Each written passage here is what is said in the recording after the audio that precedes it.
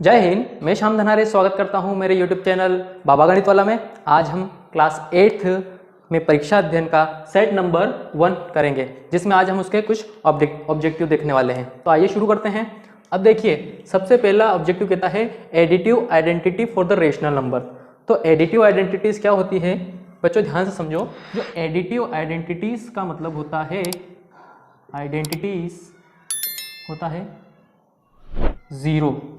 अगर मेरे पास कोई सा भी नंबर है, जैसे मान लो ए है, ए कोई सा भी नंबर है, उसमें मैं जीरो ऐड करूंगा तो मेरे पास वही नंबर मिलेगा। और अगर मैं बी में कोई जीरो नंबर ऐड करूंगा तो मुझे बी ही मिलेगा। तो उसी तरीके से अगर मैं किसी नंबर में जीरो ऐड करूंगा तो मुझे वो ही नंबर मिलेगा। इसलिए हमारे लिए क्या होता है, एडिटिव आइडेंटिटी जीरो। तो हमारा करेक्ट ऑप्शन होगा जीरो। ठीक है, अब हम दूसरे नंबर पे देखते हैं सॉल्यूशन ऑफ इक्वेशन। तो इक्वेशन की क्या सॉल्यूशन है, आइए देखते हैं हम। अब यहाँ पर हमें इक्वेशन दी हुई है 2x - 3 = 7। अब हम ट्रांसफॉर्मेशन मेथड से क्या करेंगे, 3 को उधर ले जाएंगे तो हमारे पास 7 ये +3 हो जाएगा और 2x = ये 10 हो जाएगा और x = 10। अब ये मल्टीप्लाई में है तो इधर जाएगा तो डिवाइड में हो जाएगा। तो 2 5 जा 10, तो x की वैल्यू क्या आ जाएगी हमारे पास 5। तो देखिए कहाँ पर 5 है, तो हमारा ऑप्शन सी करेक्ट ऑप्शन होगा।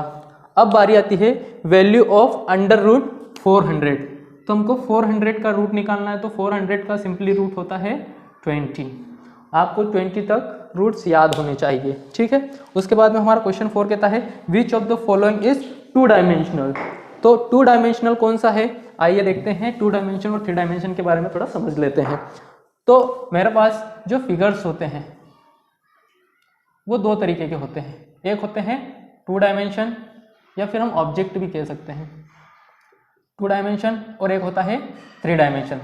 2 डायमेंशन वो ऑब्जेक्ट होते हैं जिसके पास लेंथ और ब्रेड्थ होती है, जिसको हम विड्थ कहते हैं। और 3 डायमेंशनल वो होते हैं जिसमें L, B, H length, width और हाइट। बच्चों, डायमेंशन से सीधा सीधा मतलब होता है लेंथ, विड्थ और हाइट से, उसके अलावा कुछ नहीं है। तो अब जिसके पास लेंथ और विड्थ होंगे वो क्या होंगे 2D, और जिसके पास लेंथ, विड्थ और हाइट होंगे वो होंगे 3D ऑब्जेक्ट।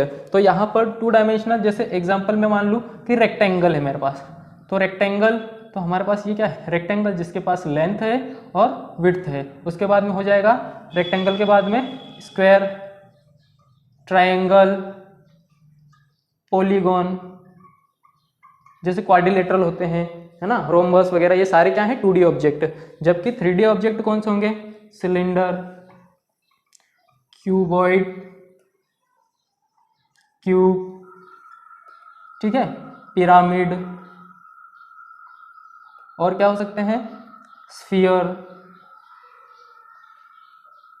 ये हमारे क्या होते हैं 3D ऑब्जेक्ट, 3D ऑब्जेक्ट। तो अब देखिए कि which of the following is 2 dimensional. तो 2 डायमेंशनल शेप कौन सा होगा, देखो स्क्वायर 2 डायमेंशनल है, स्फीयर तो नहीं होगा, क्यूब भी नहीं होगा और कोन भी नहीं होगा। कोन, इसको कोन कहते हैं, जो हम आइसक्रीम खाते हैं वो हमारा होता है कोन। ठीक है, अब देखते हैं क्वेश्चन 5। क्वेश्चन 5 में बोल रहा है कि value of 2 to the power -3 कितनी होगी। तो हमारे पास जो वैल्यू है, ठीक है, 2 to the power 5 वो कितनी होगी। तो आइए एक फॉर्मूला देखते हैं। जैसे हमने एक्सपोनेंट एंड पावर पढ़ी है, ठीक है, जिसमें हमने देखा कि a की पावर m मल्टीप्लाई a की पावर n होता है a की power m plus n, a की पावर m मल्टीप्लाई उसकी पावर n = a की पावर n मल्टीप्लाई n। ठीक है, और हमने देखा था a की power m divided by a की पावर n = a की पावर m - n। तो उसी प्रकार हमारे पास एक और फॉर्मूला है, जैसे a की पावर -n हो, किसी की भी पावर माइनस में हो, तो वो क्या बन जाता है, डिवाइडेड में 1 की पावर n। ये हमारे पास फॉर्मूला है। ठीक है, तो यहाँ पर क्या है 2 की पावर 3, तो हमारे पास 2 की पावर -3 है। तो 2 की पावर 3 माइनस क्या बनेगा 1 डिवाइडेड बाई 2 की पावर 3। और 2 की पावर 3 का मतलब होता है कि 3 टाइम मल्टीप्लाई, तो ये कितना हो जाएगा 1/8। तो हमारा करेक्ट आंसर होगा 1/8। ठीक है, आइए अब हम 6th क्वेश्चन की ओर चलते हैं। हमारा 6th क्वेश्चन है factors of p² - q² will be.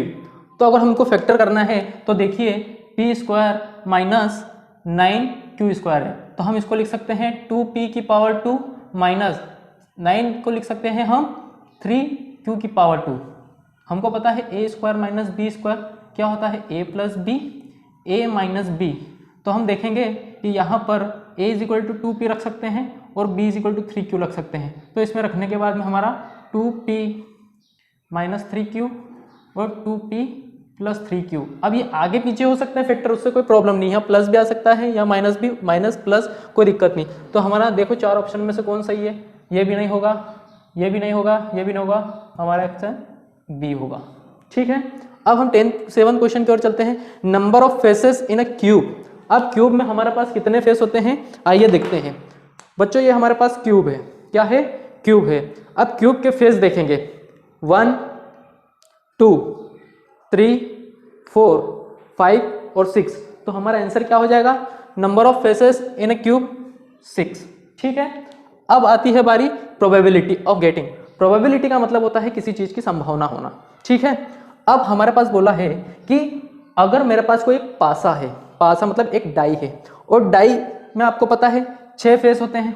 इसी तरीके से अभी हमने देखा, मान लो ये बड़ा पासा है ना, इसमें 1 2 3 4 5, तो टोटल नंबर कितने होते हैं, 6 होते हैं। टोटल नंबर कितने होते हैं, 6 होते हैं। और उसके बाद में जब हम किसी डाई को थ्रो करेंगे तो 1 भी आ सकता है, 2 भी आ सकता है, 3 4 5 6 तक आ सकते हैं। तो हमारे पास टोटल कितने आ सकते हैं, 6। और 5 कितनी बार आ सकता है, केवल एक बार। अगर मैं बाय चांस क्या करूं कि किसी डाई को थ्रो करूं और सपोज 5 आ जाए, तो 5 कितनी टाइम आ रहा, 1 टाइम। ठीक है, और टोटल कितने आ सकते हैं, 6 में से एक आ गया 5, तो हमारा क्या हो जाएगा, सही आंसर हमारी प्रोबेबिलिटी हो जाएगी 1/6। ठीक है, अब हम क्वेश्चन 9 पे चलते हैं। हमारा क्वेश्चन 9 क्या कहते हैं, N exterior angle of a regular polygon is 60 degree. अब उससे पहले जान लेते हैं कि रेगुलर पॉलीगॉन होता क्या है। रेगुलर पॉलीगॉन किसको कहते हैं, रेगुलर पॉलीगॉन वो होता है जिसकी सारी साइड्स इक्वल होती है और उसके इंटीरियर एंगल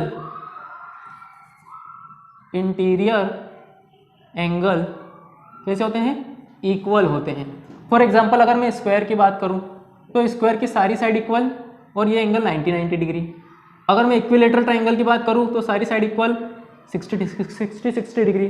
ठीक है, तो हमारे पास इस तरीके के जो फिगर्स होते हैं वो होते हैं रेगुलर। अब उन्होंने बोला है यहाँ पर कि रेगुलर पॉलीगॉन का एक्सटर्नल एंगल बोला है, तो एक्सटर्नल एंगल मतलब बाहर से। ठीक है, तो इसका एक फॉर्मूला होता है, क्या होता है कि number of sides of a regular polygon is equal to 360 degree upon exterior angle.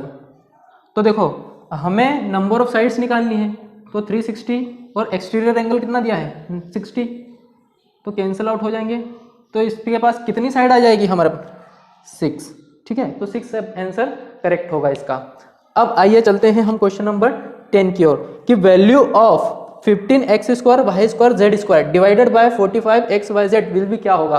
तो देखो बच्चों यहाँ पर क्या हो सकता है कि मेरे पास 15x square Y square Z square divided by क्या है 45x वाई जेड है। तो जो डिवाइड के बाद का पोर्शन होता है वो हम डिनोमिनेटर में लिखते हैं, तो 15x स्क्वायर वाई स्क्वायर और Z square divided by 45x Y और जेड।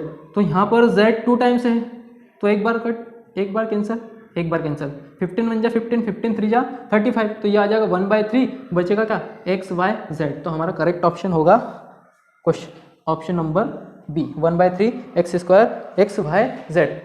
तो बच्चों ये तो हमारे सारे ऑब्जेक्टिव इस लेक्चर में कवर हो गए।